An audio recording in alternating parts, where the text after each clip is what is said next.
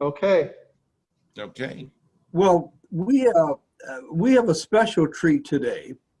Back when I first ran for Congress in 1989, I ran across a young man by the name of John Gizzi, who wrote for the Human Events. That was the leading conservative newspaper, weekly paper, came out from Washington. In fact, Ronald Reagan called it his favorite newspaper. And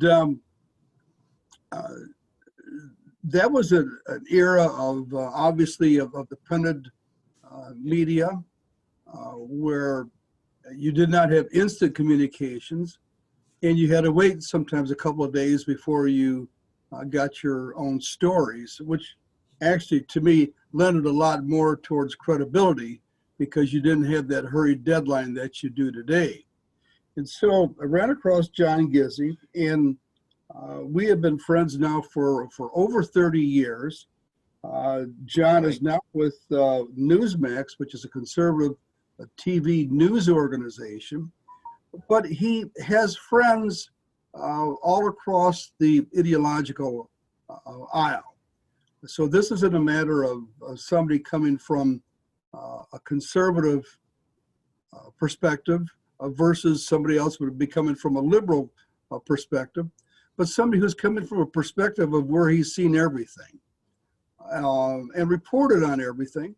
And sometimes he's made his fellow conservatives upset with what he's had to say, because John has always been obsessed with telling the truth, and sometimes or often telling the truth really has nothing to do with an ideological guideline. So it's a real joy to have John here today. He was awarded the William A. Rusher Award for Journalistic Excellence. He's lectured on all different types of topics involving the media, and today's topic is media influence on U.S. foreign policy. John Gizzi, welcome to Rockford University. Go ahead. Thank you, Don, and thank you, Ron, for making this all happen.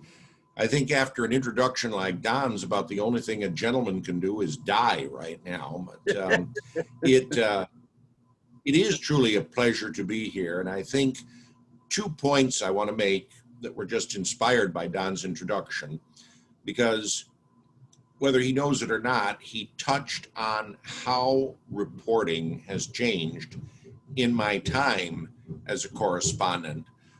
This morning, I was doing a stand-up on Newsmax TV from the White House about the president's return from the Walter Reed Hospital, and how it was still uncertain whether there would be a second debate with Joe Biden on October 15th.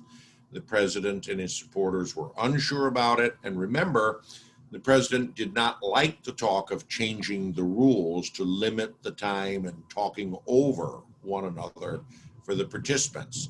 Just as I was doing the stand-up, the president was tweeting, as is his wont to do, and he said he's, quote, raring to go on the debate.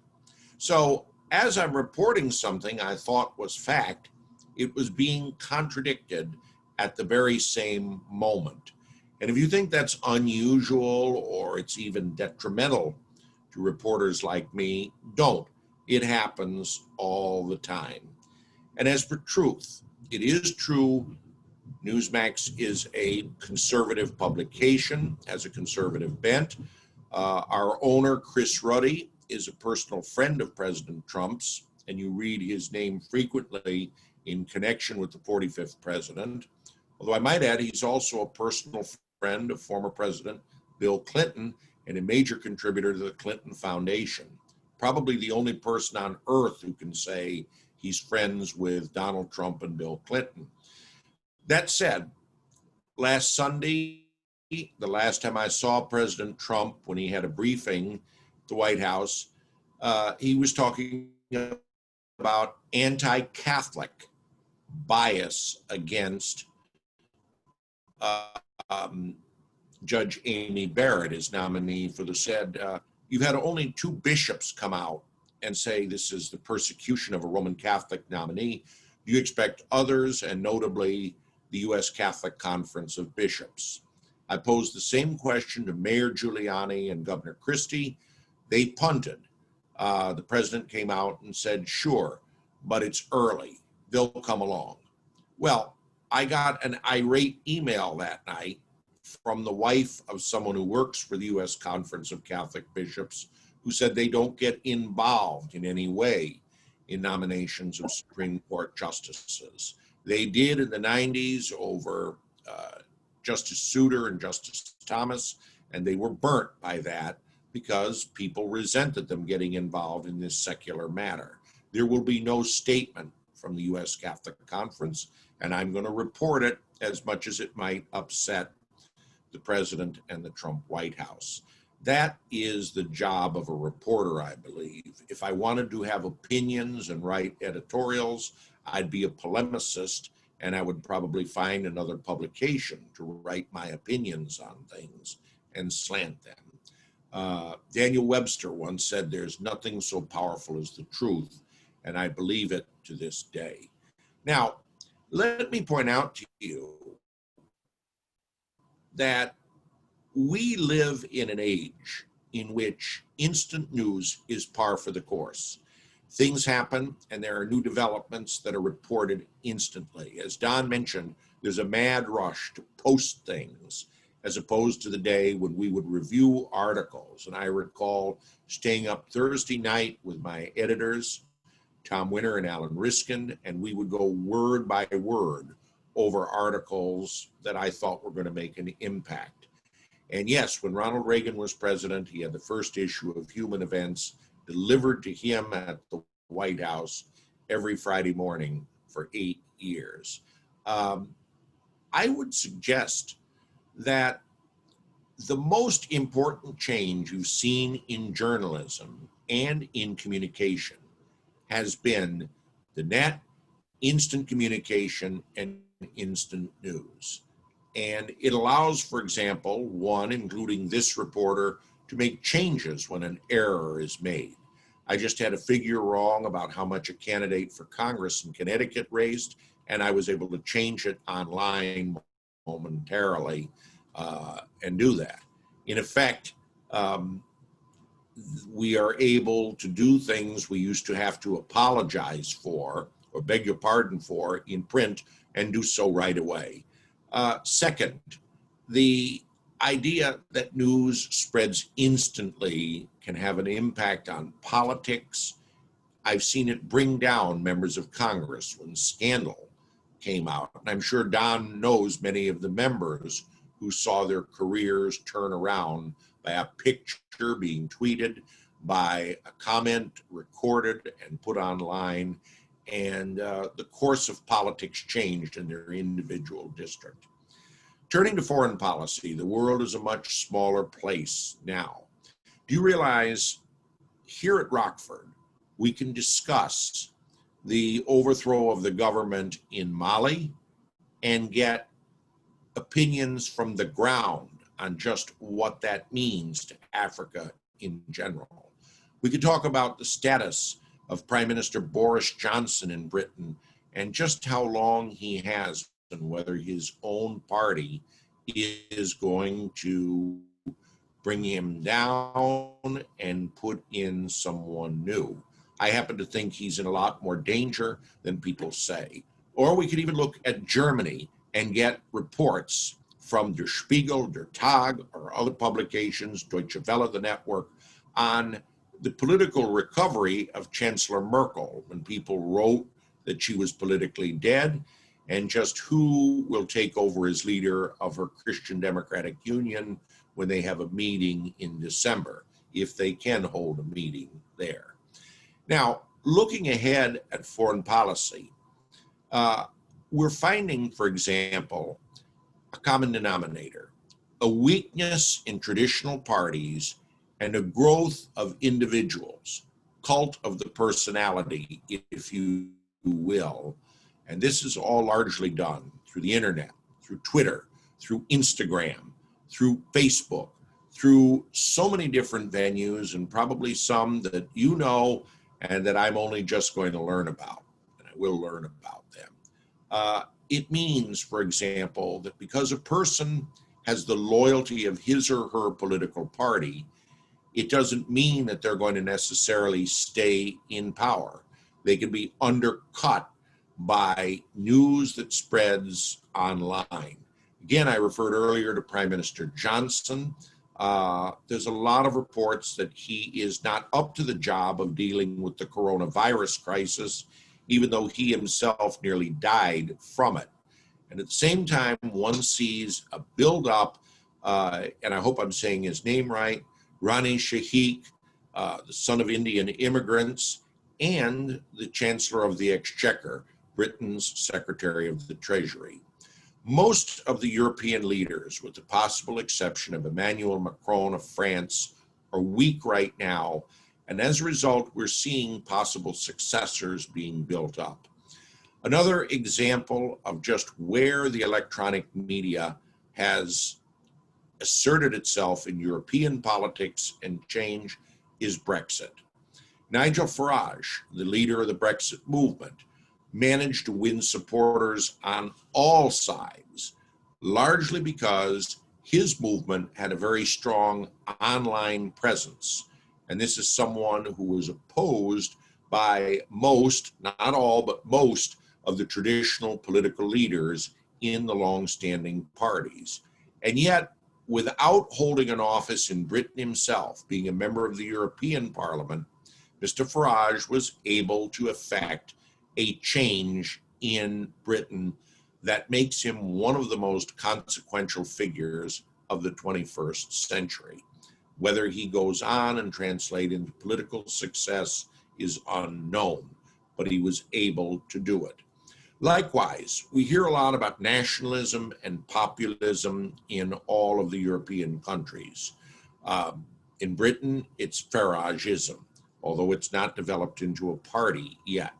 In Italy, it's been the League, formerly the Northern League, and Interior Minister, Deputy Prime Minister Salvini is the leader. Many say he's a prime minister in waiting.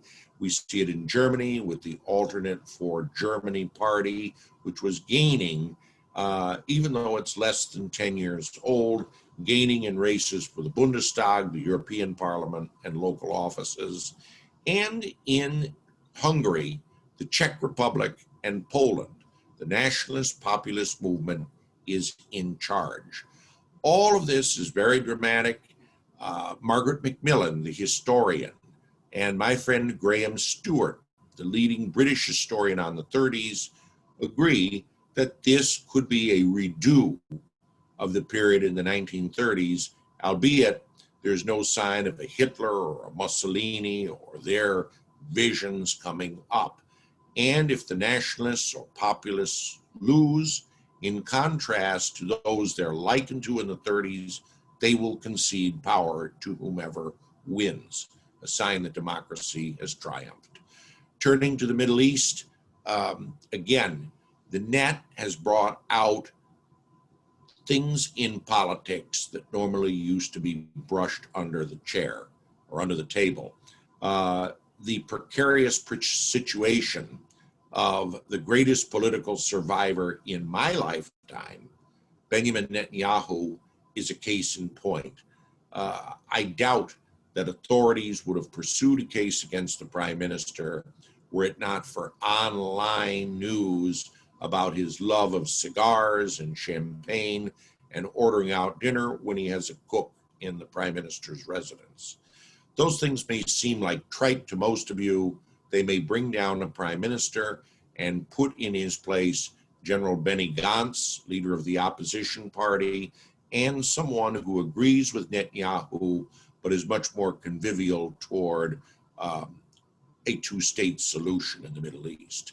Africa, I can predict with absolute certainty, Africa will be one of the most significant sites for development in the coming decade, no matter who is president of this country and whatever approach one takes. We see in the new nation of South Sudan valuable minerals.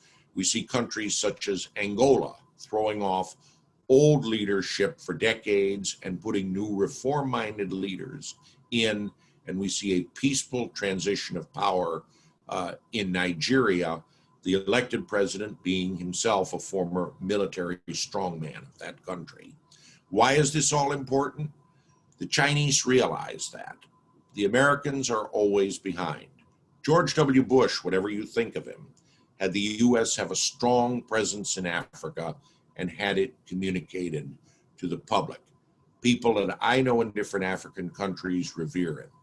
Barack Obama, himself the son of an immigrant from Kenya, first generation American, really is a disappointment to Africans in general because he never pursued the kind of agenda that President Bush began, which was close relationship with different leaders, investment in fighting AIDS in those countries, and the idea of an eventual agreement that would yield profits for the U.S. The Chinese understand all this, and they're on the ground throughout China. Whoever gets a strong hand in Africa will be the dominant power, I believe, in the next decade of the 21st century. Finally, the Far East. And I'll share a personal story. On the morning Prime Minister Abe, perhaps the world leader who's closest to President Trump, on the morning that he resigned, within 30 minutes, I knew who would succeed him. Why? Because my contacts in Japan, who were close to the ruling Liberal Democratic Party and understood their system, said that the fix was in for his chief cabinet secretary, Mr. Suga. Now, that's an important point to remember because unlike Abe, grandson of a prime minister, son of a foreign minister, unlike Taro Aso, the finance minister, also grandson of a prime minister, Mr. Suga is the son of a strawberry picker and farmer, and he worked his way through college in a factory. There's a difference in class. A self-made man is prime minister of Japan, and he named a defense minister who's friendly with Taiwan, causing a lot of tremulous remarks from Beijing. This is a sign there may be gradual change in the Far East, and whether the U.S. continues a good and close relationship with the new prime minister is going to be key to that. Overall, I would say that the direction of foreign policy is uncertain.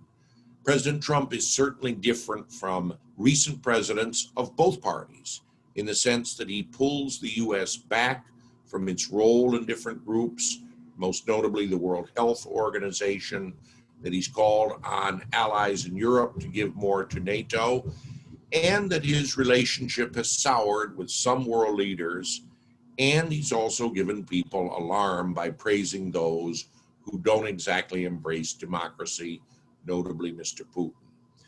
But I submit to you that we will know more about other countries, and we will see changes that significantly affect this country, and people like you and I are going to know about it because we'll see it online. Thank you very much.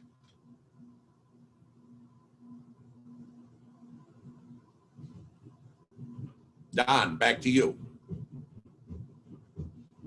Don, I can't hear you. There we are. Can you hear me? There you go. Yes, I hear you now. Well, John, that was quite a whirlwind tour of the of what's happening from the eyes of a journalist. But what's amazing is the fact that information moves so quickly. Exactly. Let me put a little bit of historical context here. John, you know Harold Holter, don't you? The Lincoln Scholar. He's the president of Hunter College in I know who he is. New York. Well, Harold's a friend of mine, and he wrote this book, Lincoln and the Power of the Press. Lincoln actually owned a German-speaking newspaper in Illinois. The Germans were the largest European immigrants to the U.S. And while he was in politics, he bought this newspaper, and he secretly owned it, so that his message would get out in the German language to the people in Illinois. And Lincoln said, let me put some quotes here. He said, "With public sentiment, nothing can fail. With it, nothing can succeed." Let me start all over again. With public sentiment, nothing can fail. Without it, nothing can succeed. Consequently, he who molds public sentiment goes deeper than he who enacts statutes or pronounces decisions. And that was with his debate with Douglas in 1858, and then Jefferson. This is pretty interesting. At the time of the Revolution, there were about 100 newspapers, and I think 93 were pro-Federalists. The parties owned their own papers, and but he had a very interesting view of the press. He said he only believed ads in newspapers and not stories. Yeah. And so, but the book is a fascinating read as to the importance of the press in the formulation of American policy. Ron, you've got a lot of questions there from students, but you have to unmute yourself. Go ahead. I'm wondering, John, if you could give us some examples, if you want to stick to your time in journalism, of an example of the press maybe at its best in influencing foreign policy making in the United States, and maybe an example of a negative influence that it can have or might have. I'm glad you asked that, Ron, because I was discussing that with my old editor of 34 years, my mentor, Alan Riskind. He was initially, as editor of Human Events, opposed to the U.S. going in Desert Storm back in 1991. He felt that the whole idea of taking out Saddam Hussein for Qatar's benefit was just useless and a possible loss of life. And yet the White House at the time set out to cultivate news people. Alan talked about how Jim Baker, the Secretary of State, made overtures to a lot of the press, particularly the conservative press, which was still not enamored with George H.W. Bush. Right, Don? Well, it was interesting. Yeah. And made the case for taking down Saddam. And then when it occurred with nearly no loss of life, the idea of not going all the way, as General Schwarzkopf wanted to do at the time, and simply making him a prisoner in his own country with the no-fly zone. The goal being that eventually the Kurds or others would overthrow Saddam. They were right about everything except the overthrow of Saddam without outside influence. But gradually that was a case where the press came around, and for the most part, the American press supported the action against Saddam Hussein at the time. And it was a good moment because as George Bush, the elder, came down to the press room and announced, "Thank God we overcame the Vietnam syndrome."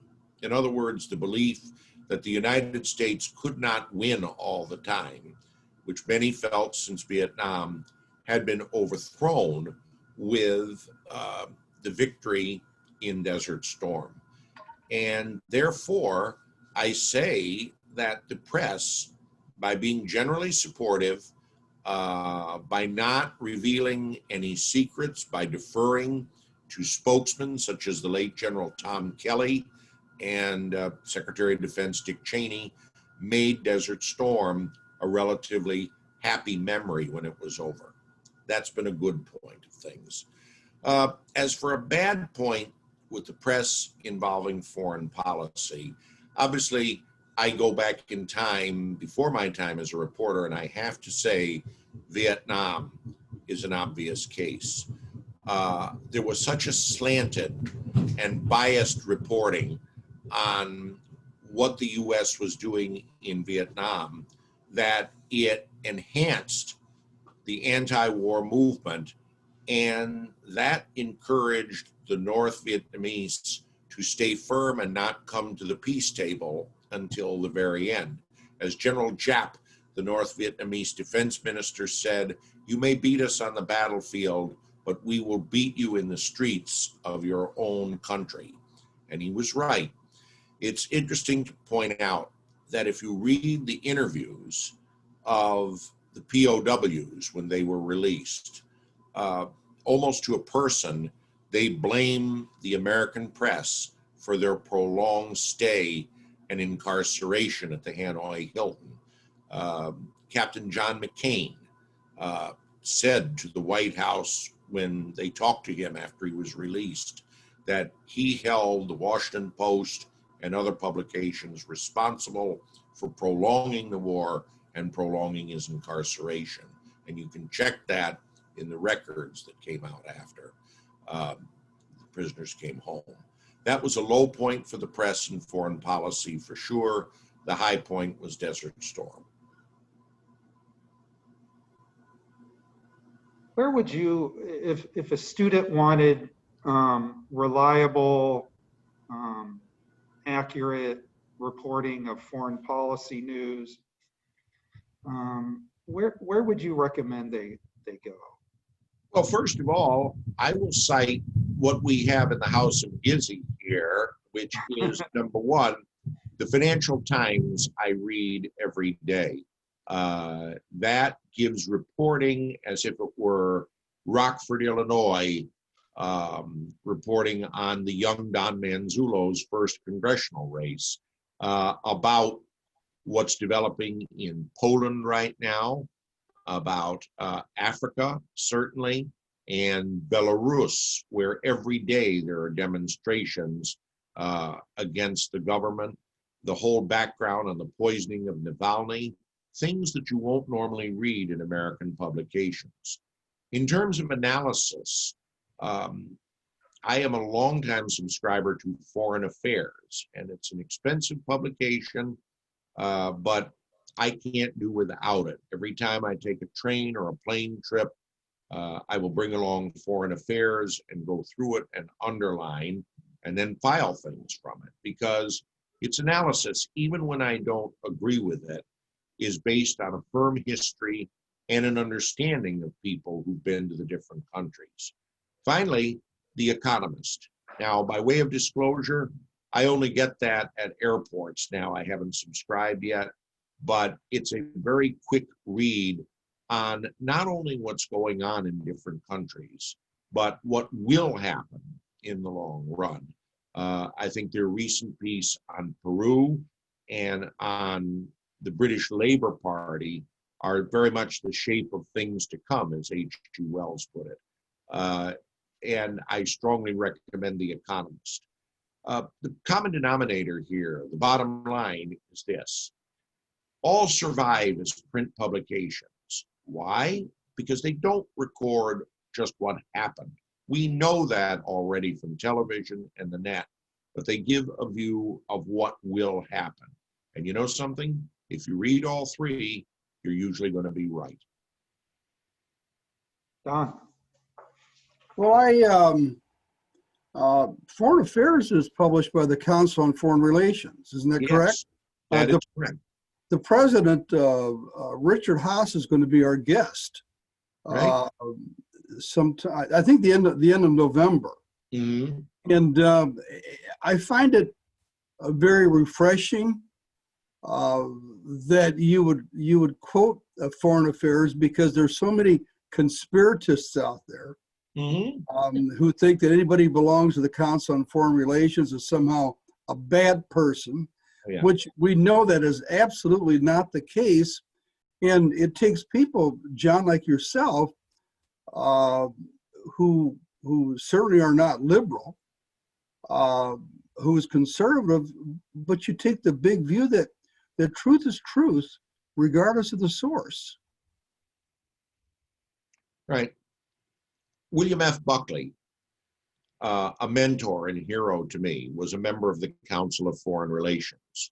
William Casey, Ronald Reagan's CIA director, a truly great American in terms of about the Trump foreign policy, saying Dean Acheson wrote a book called Present at the Creation. Trump's book might well be called Present at the Destruction. I didn't necessarily agree with his worldview or assessment, but I found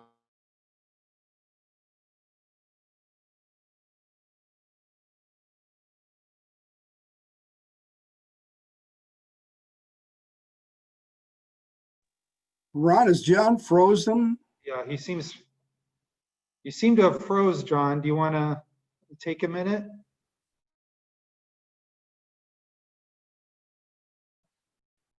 I'm not sure what happened here. Could be his internet connection. and sorry that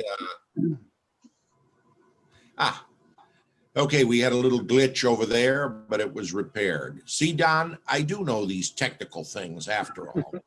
Okay. John, you were blank for about a minute. Right. And you were making a point, and do you remember the point that you were making before you buzzed out? If you could repeat that? I'll do it. He or she who fails to read what those they don't agree with are saying and thinking does so at his or her only risk. I read New Republic and yes, The Nation while I was with Human Events, just to know how the left got a take on different races around the country. By the way, Don, they were after you when you won in '92, and that was considered a very much a threat to the left if you unseated the incumbent, which you did, of course. So I would say that knowing that the left targets particular candidates or makes devils out of them is an important thing. Likewise, getting another view on foreign policy, be it Richard Haas or Margaret Macmillan or Graham Stewart, is very, very important. So I recommend The Economist, Foreign Affairs, and the Financial Times. And of course, the right can do the same thing. Exactly. In terms of politics. Right. And remember, is there anything on the right like those publications? I'm not sure. Mm-hmm. Okay. Fire away. Ron? Fire away.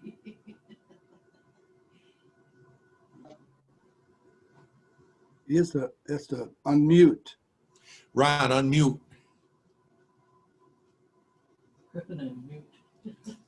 Yep. Go Okay. ahead, Ron. Thank you. I'm here. Okay. Question from a student. What do you think about the new explanatory journalism style like Ezra Klein's Vox.com? Well, you know something? I've been hearing about new styles of journalism for a long time. Now, to be honest with you, and one thing I tell the young people at the National Journalism Center, if you haven't read something, don't comment on it. I have not read Ezra Klein's new style, but I'm certainly going to look into it because I'm curious about things that are developing. I can remember way back, Dr. Hunter S. Thompson had his gonzo journalism. I thought it was the strangest thing, but I read some pieces and found it stimulating. There's all kinds of versions of journalism that are out there, and I recommend trying everything. And I'm going to look up Ezra Klein within the next 48 hours, but I can't really give you an answer because I'm not familiar. Ron, could you have the student who raised the question fill us in on exactly what he's talking about? Go ahead. Hello. Ezra Klein and his partners like Matt Iglesias have created a news outlet called Vox.com, where instead of merely reporting the news in a traditional sense, they're rather combining reporting with more like academic articles. So they provide much more background information. They provide much more explanations for the readers so that they will have a much more comprehensive view of the I get policy. it. I get it. And I have seen things like this on Twitter where the different opinions on the news are included, albeit short enough to keep the reader's attention. No, I think that's fine as long as the reader knows that he's getting opinion and editorial comment along with reporting. And I think it's nice that he can see it all. One of my big worries over the years was that we were getting so much news online that people were choosing what they wanted to read and excluding other things. When you read the Financial Times, for example, you get editorials, op-eds, letters that you're going to disagree with on things, but you're forced almost to read them when they're looking right at you. When you make your own publication, which people do online, they tend to read what they want. So if you can include different opinions on it, albeit from Twitter or other sources, I say more power to you. John, how serious of a problem is fake news? We hear that a lot these days. Do we have a couple of other hours that you can extend the program? Well, you know what? I have my own definition of fake news, and that is, it's called fiction. And let me give you an example. And probably by just bringing this up, I'm going to catch hell from somewhere. But you're familiar with the QAnon conspiracy theories. QAnon Q is supposedly an undercover figure forming on things. Several congressional candidates have embraced this person. Now, everything I've read has been made up out of whole cloth. That there was an abandoned pizza parlor in Bethesda, Maryland, Yes. through which Hillary Clinton ran a house of prostitution. This is true. I did not make that up. And then there are others about what the deep state does, and that many members of the entrenched bureaucracy are part of satanic cults. Now, that's all the parts I know about and I'll comment on. But because they appear online, and because there's a group that wants to believe this, they are spread. And sadly, when they are put in a particular format, they captivate people who said, oh, this is news. It would be much more difficult if we were back in the day where you had news on paper or television networks, limiting it to news. You know what I like is the fact when you can totally segregate editorial from actual news. And let me give you an example. Don Manzullo served with a congressman from Omaha, Nebraska, named Lee Terry. Remember Lee? Yeah, one of my closest friends. Right. His father, Lee Terry Sr., was a TV anchor man, one of the first. He was on TV in the late 40s, right up to the 1970s. And he would deliver the news. And at the end, he would say, let me make this observation.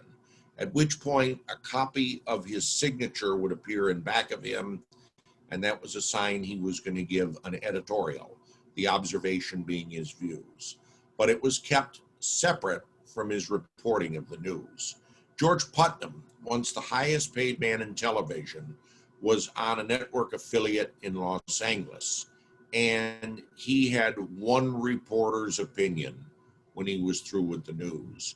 Those are the days when you separated editorial comment from reporting. And guess what? you never heard the term fake news. Don? John, a couple of groups have formed, among others, Media Matters and Accuracy in Media. Yes. Media Matters was, well, George Soros gave $1 million to that Yep. because they said that the news is too conservative. Accuracy in the Media was formed by what? Brent Bozell? Don Irvine. Don Irvine, who said that the news reported is too liberal. Right. If you go to the individual websites, you wonder if we're living in the same America. The same story will come out, and the way it's nuanced, you don't believe. It's so hard to believe things. When you read something, you don't really know if you're getting, as you just mentioned, fact or opinion. This is the hard part, and this is why I encourage people to read a variety of news sources. If you limit to one particular source, you are headed for an argument and indeed for a life of arguing with people because they are coming at you with an entirely different worldview. Not long ago, I was at a dinner hosted by a prominent diplomat in Washington, an ambassador, and he had a number of European correspondents there with what we would call establishment news outlets. One lady that I recommended he invite is the co-host of a conservative talk show in Washington, D.C., respectable conservative talk show. Everyone is talking about Trump pulling away from NATO, hostility to the European Union, a different rocky course in foreign policy. And the lady from the talk show whispered to me, do they really know what they're talking about? And the fact is that when you have the disparate views, the news is going to be disparate. And again, the one solution wise, you're headed for some trouble. John, you've been in the press room. We've seen you on television asking questions. Under how many presidents have you been in a position where you were able to ask questions directly of the president? Well, to be perfectly honest with you, I have covered Richard Nixon and Gerald Ford when they were former presidents. Talked to both of them. Had a lengthy interview with President Ford in 1993 about whether his good friend Dick Cheney would run for president in a few years. And then, of course, from Carter to Trump, I've been at the White House and I've covered presidents, all of them except President Carter and President Clinton I have talked to. And most recently, President Trump has been very generous calling on me with questions. And the press secretaries, and I'm on my 11th press secretary now, they have all been very good in answering my questions. A couple of times, like people ask me, how did you get along with President Obama's press team? I said he had three that he had two I genuinely liked, and one I held in minimum high regard. And one who froze me out into Siberia because he did not like a question about that controversial,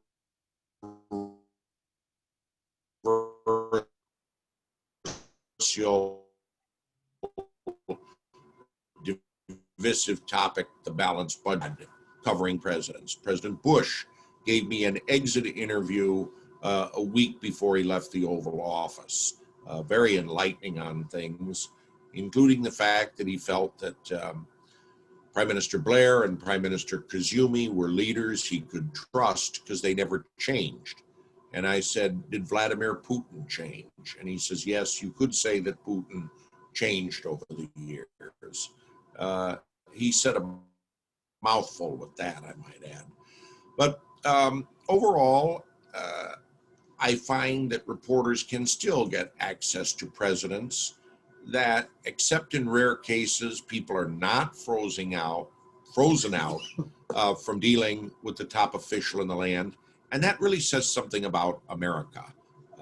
Only in America can people who are not with the name publications, the five-star publications, come in and pose to the leader of the free world, the most powerful man in America, questions which are not exactly going to please him all the time. People like me. Did you happen to know Helen Thomas? Very well. And she gave me a lot of advice. Tell us about Helen Thomas. She served under 9 presidents. She certainly did. And she was also the godmother to President Johnson's first grandson, although she said he made honorary godparents out of any reporters he liked. Helen Thomas was an American original in the sense she came up as a reporter and was recognized at a time there weren't many women in the press room. She would ask what she called escape-proof questions of everyone. And for some reason, she got to know and talk to presidents quite intimately. John Kennedy would invite her up to his room. As I said, Lyndon Johnson made her honorary godmother for her grandchild. Richard Nixon mixed a martini for her with his own particular formula. And I recommend any of her books on the White House as must reading for a correspondent. Now, she was definitely of the left, and she was definitely pro-Arab when it came to the Middle East. And she would say that to anyone right there. She also gave me a lot of good advice, one of which was the news never takes a vacation. And so when I plan things like a personal trip of some kind or to take the day off, it doesn't always work out that way. I remember one morning I ran into Reince Priebus, former White House chief of staff, and he said, President's going out of town and you were thinking of taking today off or coming home early. Well, forget about it. He just fired Rex Tillerson as Secretary of State by Twitter. And he was absolutely right. I had to write about the new CIA director and a lot of other things I had to learn about fast. And so, again, Helen Thomas was a wise woman. In the end, she became a victim of her own celebrity, as one would when one plays oneself in the movies. If you see the movie Dave, she plays herself as a reporter in the press room. Fellow asked her about the Middle East and Israel, and she said they can all go back to where they came from. Where's that? Germany, Poland, all kinds of places. Basically questioning the legitimacy of the state of Israel.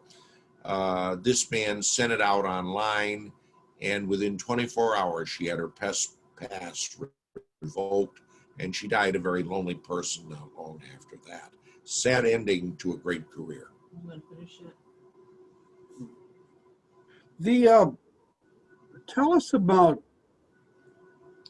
opportunities as you see them now for college students who maybe majored in communications or liberal art that are interested in working in, for lack of a better word,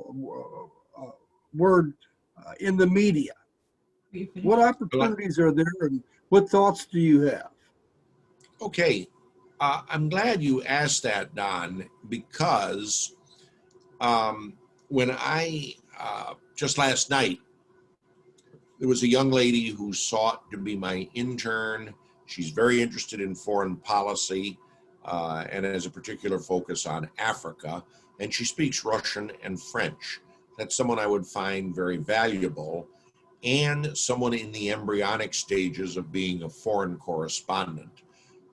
I love the foreign correspondents, and I'm always a little bit in awe because they speak better English than a lot of people here. My colleague Linda Feldman from the Christian Science Monitor once said about our foreign friends, they send their best to be ambassadors and they send their best to be bureau chiefs in Washington, D.C. Now, as for young people, I strongly urge them to just add one postscript to their education, and that is an internship. It can be with a publication in their hometown. It can be with a television or radio station. It can be in Washington with one of the news services. Samantha Snellings, fabulous intern for me, went on the following year to be an intern with Fox News. And guess what? She's now becoming the executive assistant to the bureau chief for Fox News. There's all kinds of openings in journalism, and I submit to you, it is less getting the PhD from Columbia or the master's degree from Columbia and more about hands-on experience that one can acquire through an internship. I do things with the National Journalism Center, which is a great group that provides lectures on reporting and journalism, on economics and other issues, but also pays their students to go on and be interns at different outlets, such as Newsmax. And it's not just conservative publications, it's National Public Radio and others like that they send them to. The Christian Science Monitor, which I mentioned earlier. So I say the opportunity is there if you're willing to spend a few summers doing the grunt work at a media outlet. What would you recommend somebody who is very much interested in journalism to have a broad liberal arts background in college as opposed to a specialty? Absolutely. A broad liberal arts background is superb because, as I say, getting different opinions is important. And I think if you're really serious about being a reporter and covering topics you don't like, individuals you may not necessarily agree with, this is a good training to have the liberal arts background. I would also urge some course development in economics, because economics is so important in so many different fields, be it government, be it just the economy and dealing with the market. So I strongly urge that. And, I think that's a very key thing to look at. I have a young friend in France, and she wanted to be a journalist in the worst way. And she was very ambitious, very driven. Her philosophy is more libertarian than anything. And she got her first job at La Pointe, which is a respected French journal. And she got to cover the politician that she hated the most of all, Ségolène Royal, the first woman to be nominated by a major party for president of France, socialist and feminist. And she loathed the woman, but she gave a respectable interview where they discussed that topic that libertarians and conservatives so love, climate change. And again, she was forced to do what she didn't want to do, but turned in a good job. When you do that, you can say, I'm a reporter. I graduated from American University, Right? School of Government and Public Administration. And one of the, I don't want to say a problem with the school, because it was probably my fault more than anybody's, and perhaps the counselor should take a look at it, is the fact that sometimes in studying political science, we take a look at the mechanics too much, as opposed to the issues. And in particular, when Frida and I were in Washington, we got to know David McCullum. I'm sure you know David McCullough, Uh-huh. who does not refer to himself as an historian. I thought, well, that's interesting. Yeah. But he wrote the book, The Greater Journey, about people from the United States who studied in Paris from about 1820 through the Franco-Prussian War. And that's where I learned about the importance of studying art history, because art precedes political thought and it reflects political thought. From the darkness of the Spanish artists to Monet and the lightness and the brightness of the pastels. I never realized how broad art is as it reflects and predicts what's going on in politics today. I imagine it's the same with other topics that we would never think of as having a background for journalism.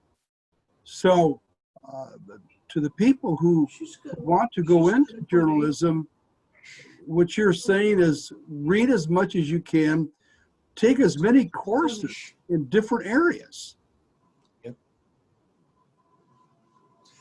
I second what you said, and have variety in the courses. Art history is an important course. Mathematics, I believe, is important because I think we're going to understand where the market is going and whether there will be damage from climate change that requires changes in our economy. I know Paul Ryan once told me that before he was speaker, he believed in climate change. He had worked it out completely. But one statistic stood in his mind, that if the change occurred, it would change the temperature of the earth by such a small percentage, such a small number, that the idea of scrapping the manufacturing industry and others would be folly and downright deadly. And while he believed more study was important and that perhaps there was a solution, it was not in entirely overhauling the economy. And he knew that simply because reading figures and knowing a little bit about mathematics at the time. Likewise, Jerry Brown, who had studied math, worked out the figures about a flat tax, how it could fund the government and also provide a degree of relief to the taxpayer. And that's why he's almost alone among Democrats as a supporter of the flat tax. And again, it comes from a knowledge of math. And finally, the old math major, Herman Cain, whom I covered, God, I miss him. I was so sad when he died. He would love to be in debates over his tax reform package 999, because he would be challenged on it by his different rivals, and he would come back with the statistics that he had worked out himself. He had a math degree from Purdue, and on that he was unimpeachable. Ron, I've got some other questions, but why don't you go ahead? Do you have any more questions from students? One more question here. The media, the press is much maligned. I'm sure you, John, share some of the criticisms. But what's your strongest case for its vital importance in America? My strongest case for a free and vibrant media is look at places that don't have it. Look at countries where there is no New Republic, nor is there a Newsmax. And it's the state that fills the gap.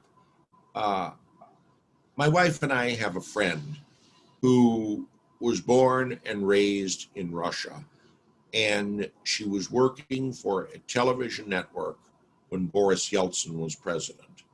Vladimir Putin came in, and she found herself out of a job and left for France, where she conducts an hour-long program, the Truth Hour, that is designed for the emigres from Russia, and a lot of them have left. But the point is that when you don't have a dissenting press, or the state makes it extremely difficult to function, then you are going to have a society that not only has a master, but is ready for one. And I submit, we may not like things that are said in the press. I still get worked up reading the Washington Post in the morning. The obituaries get me angry, for goodness sakes, because they miss some very important people who have died, leave out the news reporting.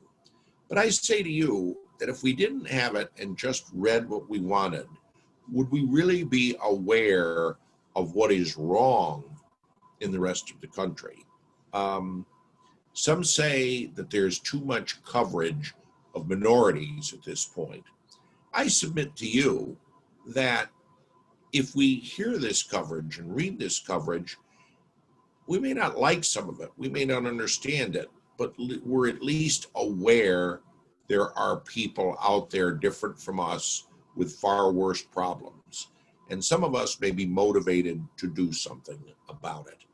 And again, my only fear, of course, is that with the budgets that are cut in certain publications, with the rush that Don mentioned to get news out quickly, investigative journalism is going to be cut, and there will not be the kind of resources needed to expose corruption or bring down people who've used public office as their personal trough. And it's sad because it was Woodward and Bernstein who motivated so many people to become reporters, just as Raymond Burr's Perry Mason motivated so many to become lawyers. Thank you. I'm not going to let you get away with without talking about how you got started in journalism. We left that out at the beginning.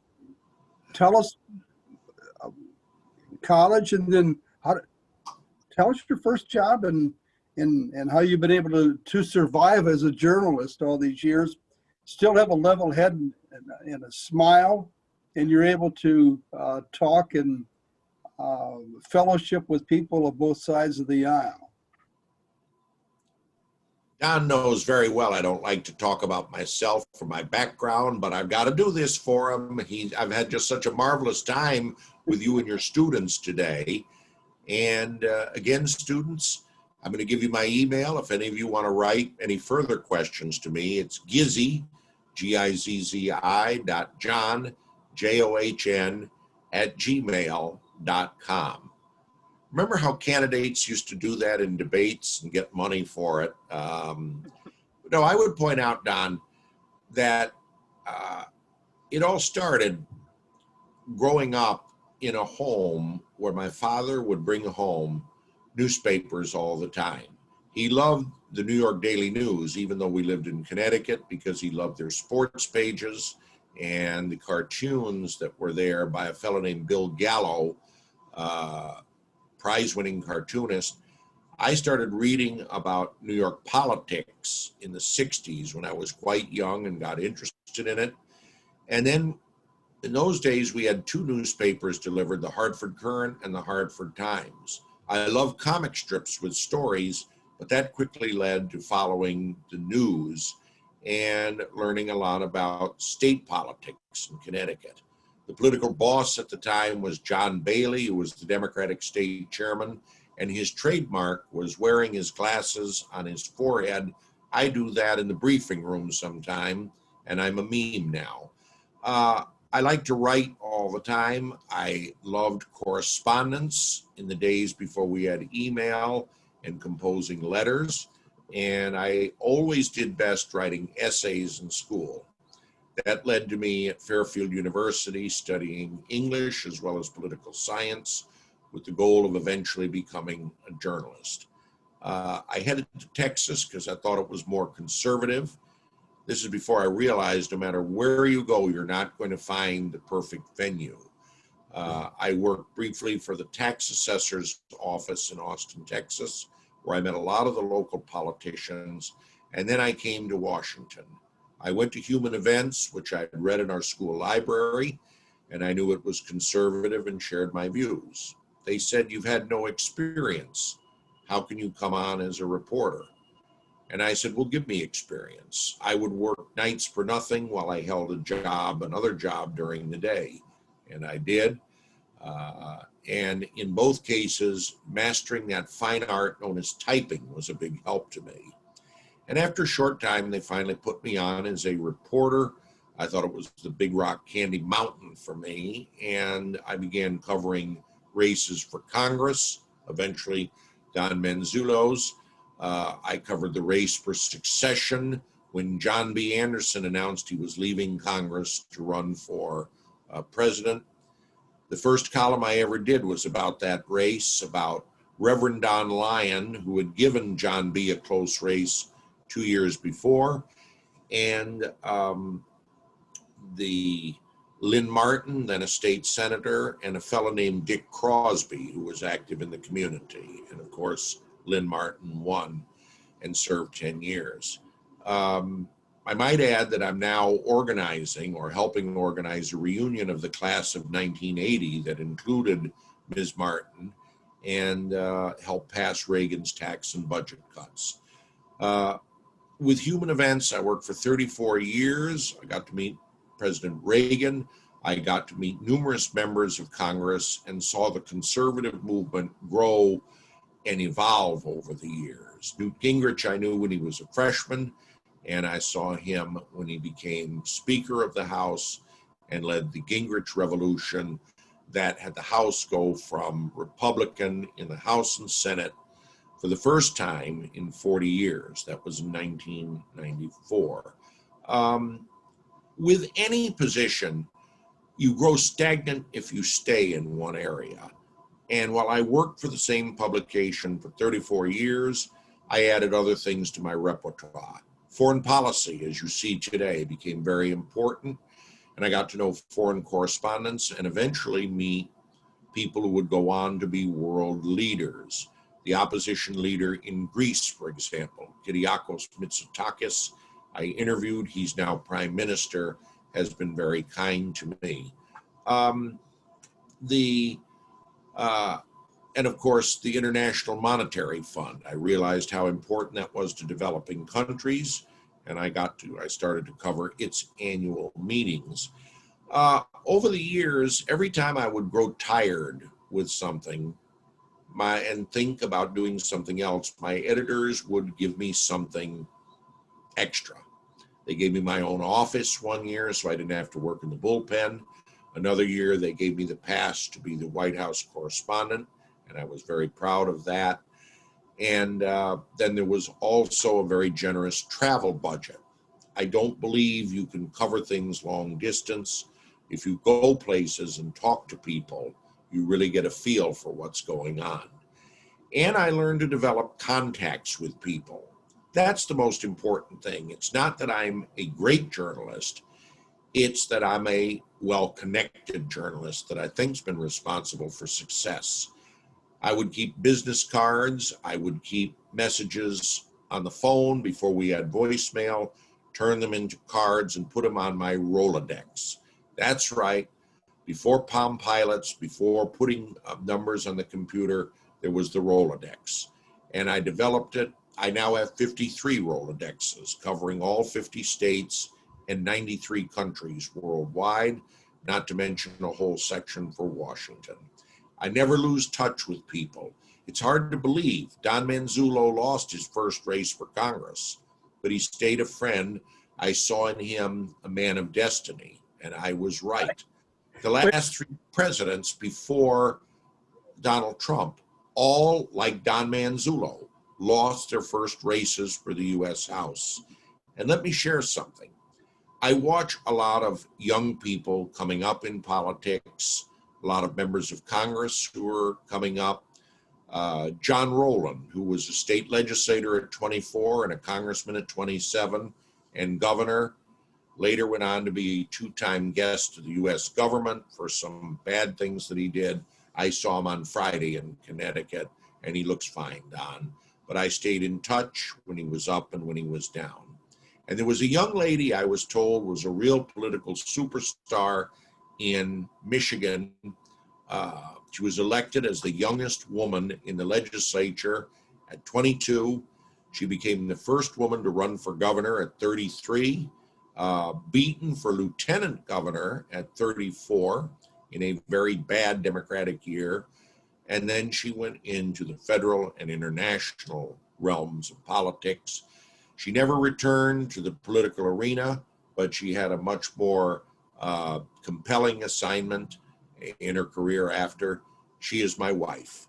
And I'm saying, when you stay in touch with people, you never know where they turn out or how helpful they can be.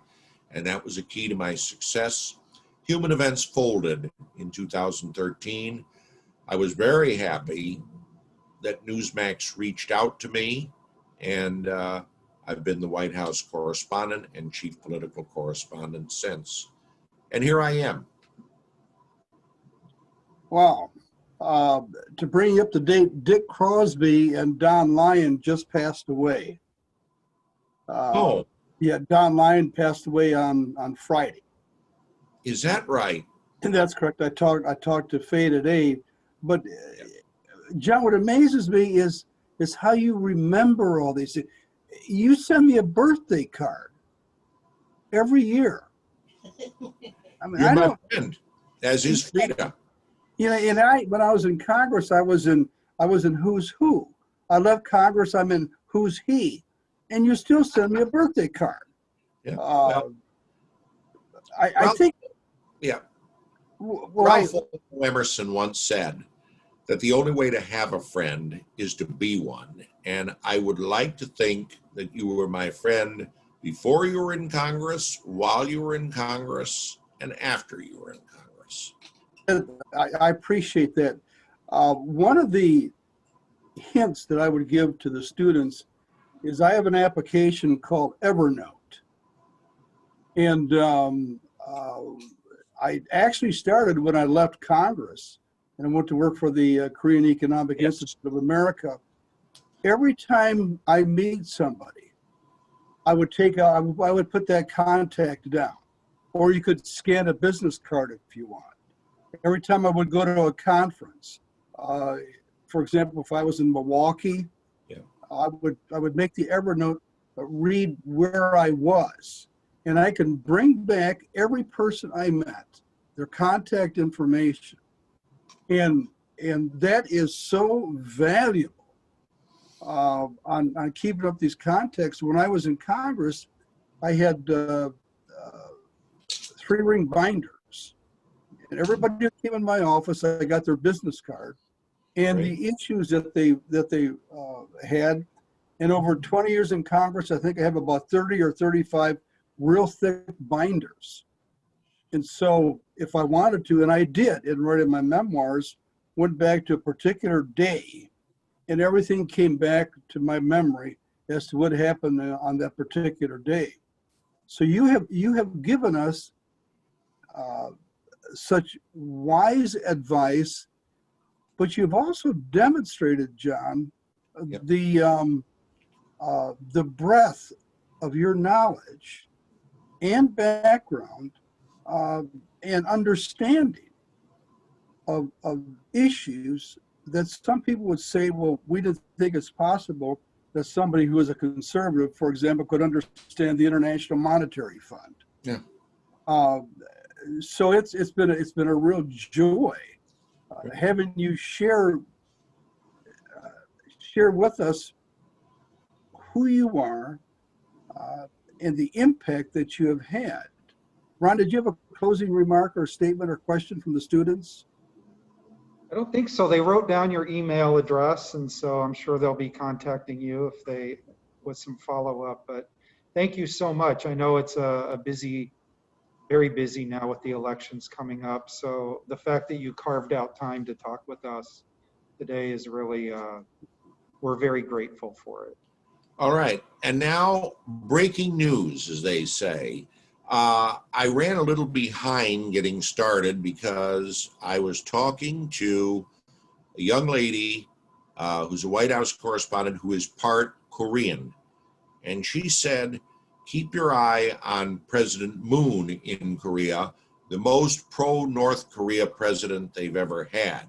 He would like unification.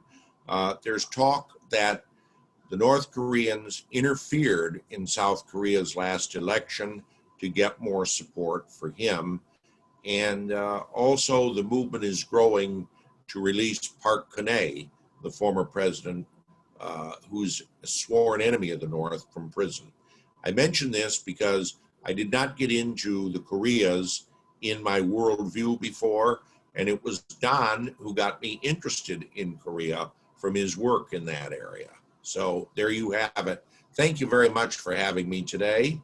I hope you'll invite me back sometime. We will. Thank you, John. Appreciate it so much. Thank you, Don. And thank you, Ron. Thank you, students.